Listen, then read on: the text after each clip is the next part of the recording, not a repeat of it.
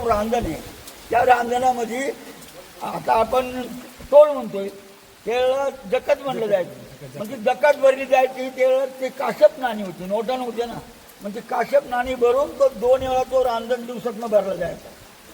असा हा नाणेघाट पुरातन मार्ग भरभराटला आला. पण त्याही पुढे एक नहपान नावाच्या शेख राजांनी त्या शिमुक राजावर स्वारी केली. सातवा शिमुक राजा सातवाण्याच्यावर स्वारी केल्यानंतर त्याचे राज्य गेले. राज्य गेल्यानंतर काही कालांतरात नागिनिका राणी आणि सातकर्णी राजे परत निघून गेले. पहिली राणी नागिनिका, आमच्या नागिनिकेने त्यावेळी जे 18 यज्ञ केले होते त्याची माहिती शिरलेखच आहेच. मी माहिती रोजच होतो, मी ते रोजच आहे. आणि त्यावेळेला त्या 18 यज्ञामध्ये एक राजस्व यज्ञ आणि एक अश्वमेघ यज्ञ, 2 यज्ञ मुख्य होते. अश्वमेघ म्हणजे घोडा पुढे सोडणे, माझे सैन्य.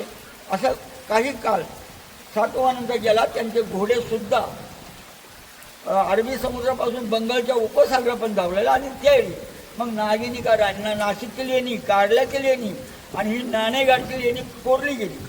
आणि लेणी कोरताना त्या भिंतीवरती पुतळे होते सातवानांचे. शिमुक राजा सातवान, राणी गौतमी, पुत्र सातकर्णी, राणी नागिनिका, अप्पूश्री सातकर्णी, असे ते काही पुतळे आहेत आजही. आणि मग काल म्हणजे पुतळ्याचे हे तोडले गेले, खाली पाय शिल्लक आहे. आणि मग काही कालांतराने आपल्याकडे बाहेरच्याही सत्ता आल्या. शेख आले, कुशाण, ग्रीक, पोर्तुगीज, होणकर जेवढे महाराष्ट्रात आले. आणि याचा इतिहास बराच धन्यवाद. त्याला थोडीशी माहिती म्हणलं घ्या, आपली माहिती आहे इकडचे रोजच्याच आहे. अजून पुढची बरीचशी माहिती माझी शिवरायांचा इतिहास आहे, सगळं आहे. आणि एक माहिती जनरलचे गाईड आहे. लिपी जी आहे ब्राह्मी पाली भाषेत बोलली.